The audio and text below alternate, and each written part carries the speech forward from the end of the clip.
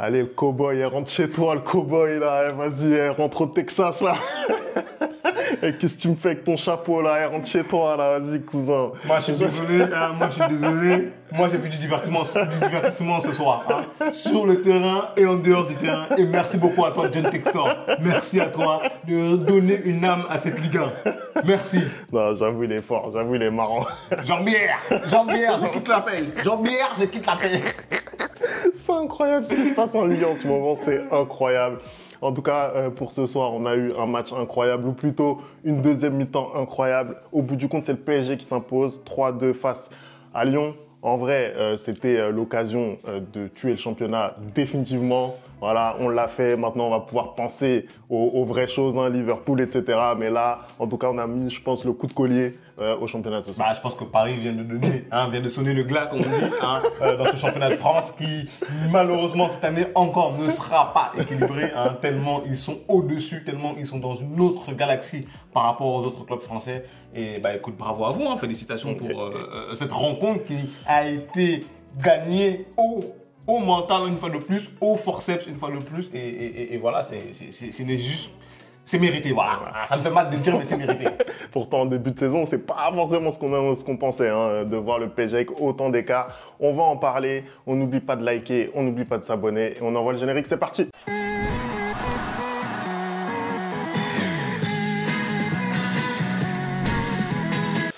Allez, on commence ce débrief. Moi, je l'attendais ce match quand même face à Lyon depuis qu'on a eu le tirage au sort face à Liverpool. Voilà, on a besoin de s'étalonner face à ce genre d'équipe. Il va y avoir un match contre Lille normalement s'il n'est pas repoussé qui va se jouer avant la confrontation en Ligue des Champions. Là, ce soir, c'était face à Lyon, une des grosses équipes de ce championnat. Il fallait qu'on voit comment notre équipe réagit. D'ailleurs, Luis Enrique en a profité pour aligner, j'ai envie de dire, la grosse équipe, la grosse armada, puisqu'il a décidé d'aligner à la fois Désiré Doué, Kvaratskhelia, Barcola et Dembélé au coup d'envoi.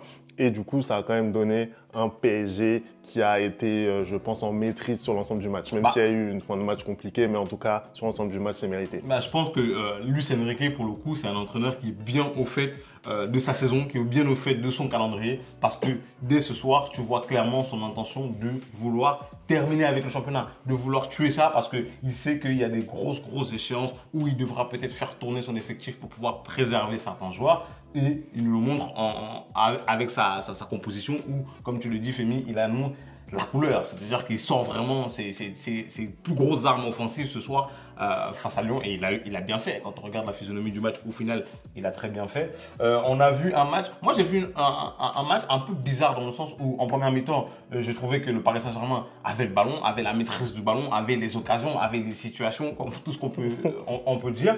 Mais malgré tout, je ne sais pas pourquoi, je sentais que Lyon était capable d'aller déranger et bousculer cette équipe de Paris sur des contre-attaques. Mais c'est très étrange parce qu'en même temps, j'avais l'impression aussi que le Paris Saint-Germain pouvait, ce soir, parce que c'est à l'accoutumée, Lyon-Paris, ça nous donne énormément de buts, que Paris pouvait laminer Lyon, voire 4-0, voire 5-0. Donc je ne sais pas, en fait, c'était un match très particulier pour moi. Au final, en première mi-temps, on part, il n'y a aucun but. Et les 5 buts de cette rencontre sont marqués en deuxième mi-temps où on voit des équipes beaucoup plus entreprenantes parce que je pense aussi que Lyon, le fait d'aller à la mi-temps avec 0-0, ils se sont dit c'est possible d'aller gagner et donc du coup ils ont essayé de jouer et Paris a très bien réagi. On voit énormément de buts, on voit énormément de beaux buts, notamment ce deuxième but de Achraf Hakimi sur le double contact de Ramos. Ça c'est mon football, voilà ce que j'aime. C'est pas compté comme une passe décisive, comme il disait Walid, mais c'est très beau. Voilà. On voit aussi, un Vara qui se fait plaisir tout au long du match. Techniquement, c'est très au-dessus. On voit Ousmane qui est transporté dans une autre galaxie. J'ai l'impression que c'est un top player aujourd'hui. J'ai l'impression que là, aujourd'hui, si on s'arrête là tout de suite, on dit c'est qui les meilleurs joueurs au monde. Il y a Salah, il y a Ousmane Dembélé et il y a Rafinha. Qui l'aurait cru, 2 sur 3, c'est des tocards. C'est extraordinaire ce qui se passe là actuellement. Mais force de constater que Ousmane est enfin le joueur qu'on espère qu'il soit depuis tant d'années. Et Paris a maîtrisé son jeu, le milieu de terrain. En fait, tout le monde a été au niveau pour moi ce soir, tout simplement. Voilà. Et Et justement, celui dont je trouve même a été encore plus au niveau, c'est quelqu'un que Femi n'arrête pas de critiquer sur la chaîne, à savoir Didio Donnarumma. Bah, écoute, je suis d'accord avec ton analyse. Peut-être sur ce que tu disais au début, sur la sensation de match un peu bizarre, etc. Moi, je te rejoins pas forcément dans la mesure où, franchement, sur tous les matchs qu'on arrive à jouer cette saison en Ligue 1, je pense qu'en termes de maîtrise, c'est peut-être celui, en tout cas en première mi-temps, celui où on a le moins laissé à l'adversaire. Il s'est quasiment rien passé. Même dans le momentum, on va dire, lyonnais, aux alentours de la 30e minute en première période, il s'est vraiment rien passé. Et justement, moi, ça me permet justement de renchérir dessus. Parce qu'ils négocient mal aussi leurs actions, leurs contre-attaques. Je trouve qu'ils négocient très très mal. Moi, je vais te dire, sincèrement, t'es l'Olympique Lyonnais, t'es au Groupama Stadium, t'es face au PSG. On sait en plus tout le contentieux qu'il y a eu en ce moment et cette semaine entre les deux présidents.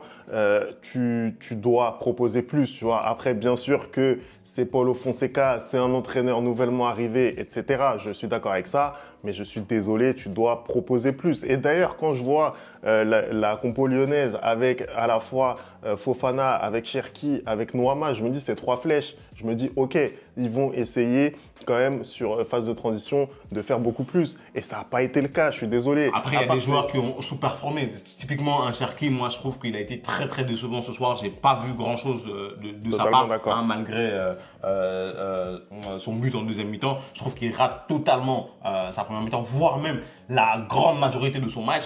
Moi j'ai trouvé, là je suis d'accord avec toi, j'ai trouvé qu'ils n'ont pas joué comme une équipe qui avait en contentieux avec le Paris Saint-Germain en ce moment.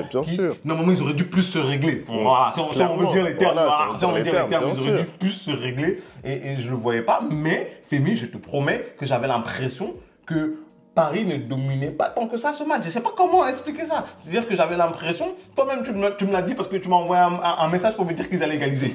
Donc ça veut dire que même toi-même tu le sentais que le match il était capable de basculer. Après pour le coup, sur la fin de match, je le sors un peu de l'analyse dans la mesure où voilà, quand on mène 2-0, on tue le match quasiment, tu vois ce que je veux dire.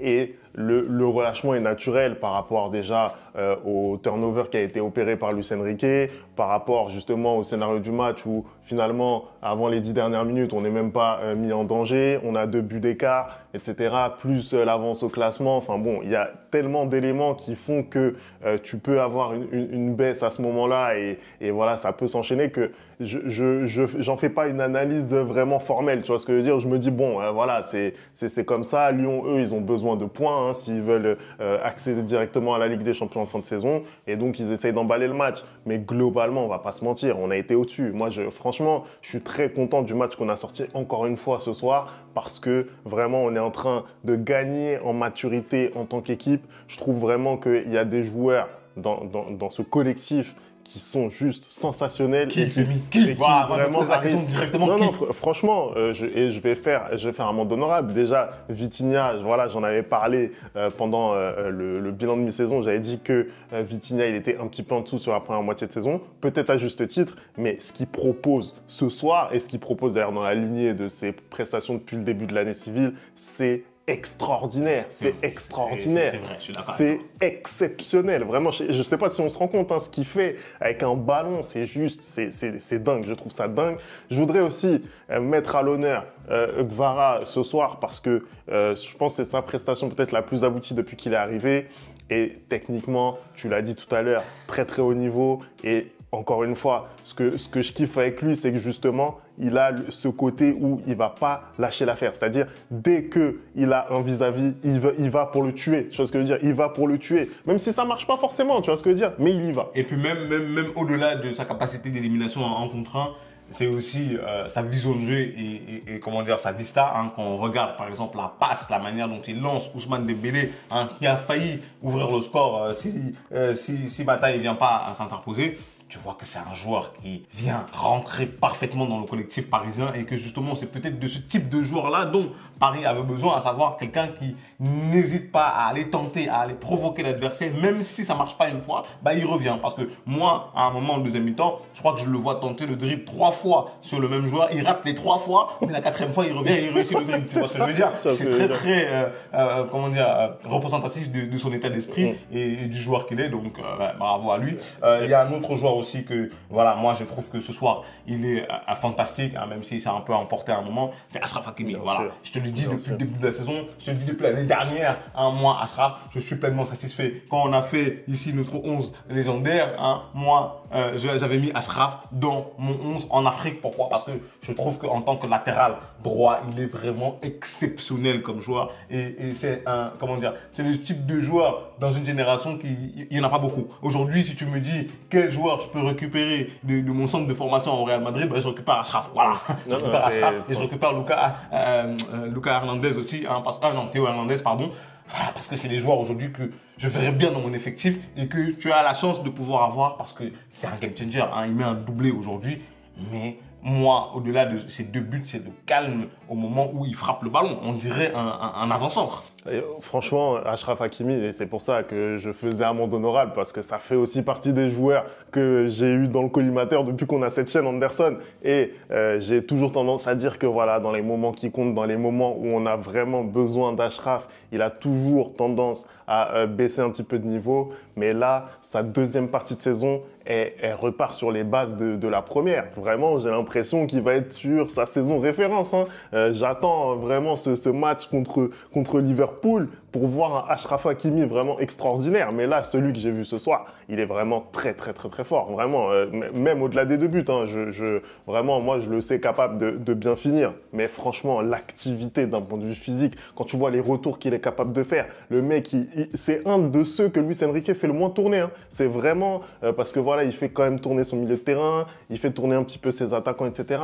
Mais Achraf Hakimi, il tourne jamais, tu vois ce que je veux dire? Et malgré tout, même à la 80e minute, je le voyais même, là sur le temps additionnel, je le voyais faire des efforts. C'est incroyable ce qu'il fait Achraf Hakimi depuis cette saison et franchement, j'espère que ça va continuer comme ça jusqu'à la fin. Il y a peut-être un joueur sur lequel j'aimerais parler, tu vas me dire ce que tu en penses Anderson, parce que il prenait la place de William Pacho là aujourd'hui, c'est Lucas Beraldo. Qu'est-ce que tu en as pensé? Moi personnellement, je le trouve très, très léger au duel, encore une fois. Bah, j'allais te le dire, en fait, aujourd'hui, quand tu enlèves un William Pacho de cet effectif parisien, bah, tu le ressens. Tu le ressens, pourquoi? Parce que c'est quelqu'un qui est juste techniquement et c'est quelqu'un qui met de l'impact, hein, pour le coup. Et ça va totalement à l'opposé de Beraldo. Aujourd'hui, la défense Pacho-Marquinhos, moi, elle m'impressionne. Elle m'impressionne dans le sens où c'est un des trucs les plus difficiles au football, c'est de trouver une défense complémentaire. Et franchement, quand tu as une défense complémentaire, il faut prier pour que ça puisse durer très, très, très, très longtemps. Parce qu'aujourd'hui, si tu veux gagner des matchs au haut niveau, c'est la défense en priorité. Et c'est ce que Paris a réussi à trouver. Aujourd'hui, Beraldo, en fait, moi, ce que j'avais aimé quand j'avais vu ce joueur-là, c'est sa capacité de relance. Je trouve qu'il a quand même cette vision du jeu et cette maîtrise balle au pied qui lui permet souvent de casser des lignes lorsque la relance est compliquée, tu vois. Mais dans le duel, physiquement, je le trouve très léger. Dans certains jugements aussi, dans l'alignement, je trouve qu'il n'est pas très intelligent souvent aussi. Je ne peux pas dire aujourd'hui que c'est un potentiel qui peut se battre pour une place de titulaire. Non, clairement là aujourd'hui, pour moi, il est clairement en dessous des 2 autres. Dans la hiérarchie, oui, bien sûr. Ça, je pense qu'on l'avait tous compris. Sa première période, pour moi, c'est la meilleure, je trouve, parmi les deux. Voilà, tu as parlé de sa qualité de relance. En vrai, il n'est pas vraiment mis en danger sur cette première mi-temps, donc difficile de juger. Mais en deuxième, je pense qu'il souffre beaucoup plus. Et notamment par rapport aux entrants lyonnais, je trouve qu'il souffre pas mal. Donc, c'est compliqué d'envisager un avenir à court terme avec Beraldo titulaire. Faut qu'on parle de Ousmane Dembélé quand même, Anderson. Faut vraiment qu'on en parle. Ouvrons le dossier. Non, parce que là, vraiment, ce qu'on est en train de voir, c'est... Pourtant, sincèrement, hein, c'est pas sa meilleure presta, je pense. Non, mais en fait, moi, ce qui me choque, en fait, c'est que j'ai l'impression de voir un joueur transfiguré. Moi, Dembélé, vous le savez, hein, les supporters par exemple, sur cette chaîne, depuis l'année dernière, j'arrête pas de dire que c'est l'élément offensif le plus important du Paris Saint-Germain. Ce qu'il faisait avant, c'était surtout le dribble, la déstabilisation. Ce qu'il a rajouté en plus cette saison, c'est la finition.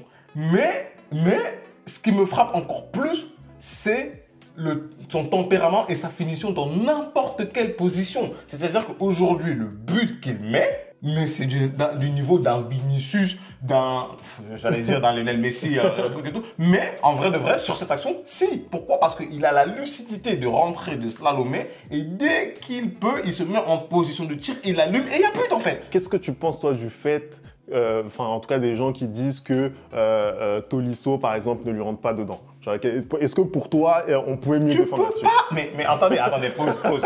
En fait, à un moment donné, je pense qu'il y a beaucoup de gens qui n'ont pas joué au football. Il y a beaucoup de joueurs sur lesquels tu peux rentrer dedans parce que tu sais que techniquement, c'est compliqué. On parle d'un mec, pied gauche, pied droit, c'est la même chose pour lui. Il te brise.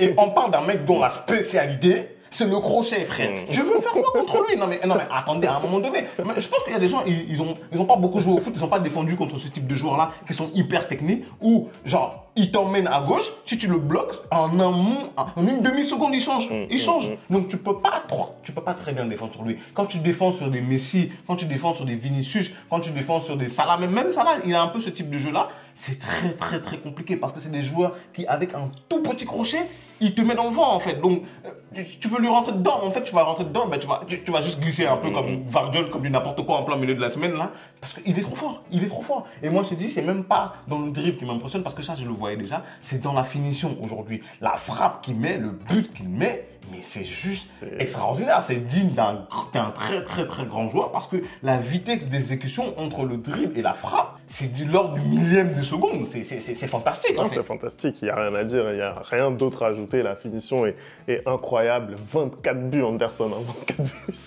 c'est fou. Il a marqué 30 buts depuis qu'il est arrivé au Paris Saint-Germain. 24 buts cette saison. 24 buts, on est fin février. Il reste 3 mois de compétition. 19 buts lors de ces 14 derniers matchs. C'est indécent, hein, vraiment, c'est incroyable. Franchement, on espère pour lui que ça va continuer et on espère pour nous, hein, parce que je pense que ça peut nous amener loin s'il continue comme ça. Pour le reste, voilà, offensivement, que ce soit Barcola, que ce soit Désiré Doué, moi je les ai trouvés quand même dans le ton. Barcola qui finit avec une passe décisive au final, Désiré Doué qui est présent aussi sur l'avant-dernière passe là, lors de cette ouverture du score justement. Ouais, très belle passe d'ailleurs, hein, bien masqué et tout. On a l'impression qu'il va la faire à droite, mais finalement il a fait.